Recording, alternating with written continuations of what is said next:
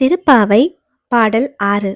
புல்லும் சிலம்பின கான் புல்லரையன் கோயிலில் வெள்ளை விழிசங்கின் பேரறவும் கேட்டிலையோ?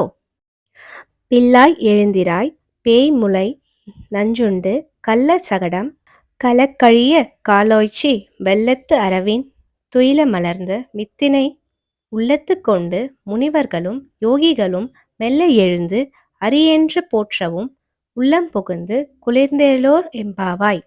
இதன் பொருள், அன்பு தோழியே, நீ உடனே எழுந்திரு. பறவைகள் அதிகாலையில் எழுந்து கீச்சிடும் இனிய ஒலி இன்னும் கேட்கவில்லையா?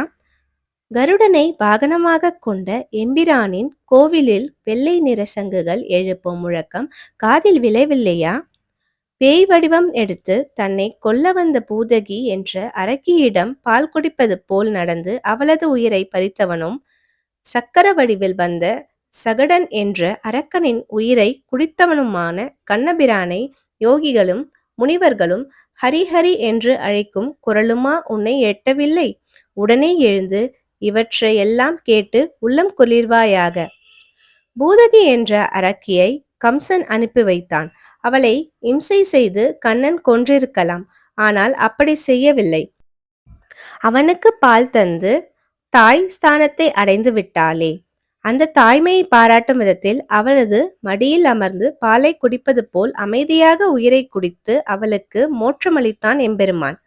கேரளாவில் அம்பலிப்புழையில் இருந்து 25 கிலோமீட்டர் தூரத்தில் உள்ள திருவமுண்டூர் என்ற தலம் குறித்து இந்த பாடலை ஆண்டாள் பாடியதாக சொல்வார்கள்.